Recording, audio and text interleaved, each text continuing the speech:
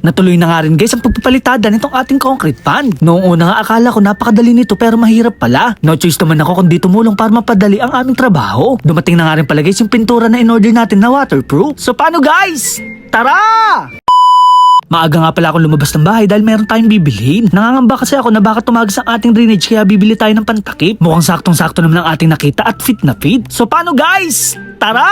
Matutuloy na nga rin pala guys ang pag-finishing ng ating concrete pan. Magagamit na nga rin pala natin tong Sahara na binili natin ng isang araw. Mabuti na nga lang guys pumasok na itong ating kumpare para tapusin ang kanyang project. Habang ako naman guys nagbabakbak na ng semento. Dito kasi natin guys ilalagay ang PVC para sa overflow. Nagkamali nga pala kami guys dahil dapat sinabay na namin ito sa asinta. O kaya naman sa pagbuhos ng semento para hindi na kami mahirapan. Mabuti na nga lang guys may pinag-aralan tayong engineer. Kahit paano nga ay meron tayong kaalaman sa mga ganitong klaseng bagay. Magbubutas na nga rin pala ako guys para sa ating drainage. Para naman kapag mag-water change na tayo ay hindi na tayo magsasalok ng tubig. Nilinis ko na nga rin pala guys itong ating pinaggawaan. Magsisimula na kasi mag-finishing itong ating kaibigan. May kahirapan nga din pala guys ang ganitong klaseng trabaho. Naranasan ko na kasi mag-construction nung bata pa ako. Nandyan nga pala yung sasakitan likod mo dahil mga ngalay. Sobra ka naman pagpapawisan dahil sa init ng araw. Nandyan nga rin yung sasakit ang mga kamay mo at magkakaroon ng kalyo dahil kakabuhat ng semento. Kaya naman saludo ako sa lahat ng mga construction worker. Hindi ko nga lang pala natutunan guys itong pagpa-finishing at pagpapalitada. Tinatawag lang kasi kami ng mga tropa kapag merong buhos. Marami ka na nga pala mabibili sa 300 pesos kada isang tao noon kaya naman sinunggaban ko na. Hindi ko nga pala namalayan na patapos na pala itong ating pinapagawa. Papatuyuin na lang pala natin to at lalagyan ng pintura para bukas. Speaking of pintura nga guys, dumating na itong ating in-order. Ito nga pala yung waterproofing na nakita natin sa TokTok. Nagtanong nga pala ako sa ating mga followers kung ano bang magandang kulay sa ating concrete pan. Marami nga pala ang nagsuggest na kulay blue daw ang ating ilagay para buhay na buhay ang kulay. Kaya naman guys, your wish is my command. May kasama na nga rin pala tong plastic at paintbrush. May nababasa na nga rin pala ako sa ating comment section na bakit daw napakatagal gawin ang ating concrete pan. Nakisingit lang kasi tayo sa ating pagpapagawa dahil merong main project ang ating kumpare. Malapit na nga rin pala guys matapos itong pinapagawa nating tindahan. May mga salamin na nga rin pala to guys at pintura na lang ang kulang. So paano guys, hanggang dito na lang. Maraming salamat sa panonood.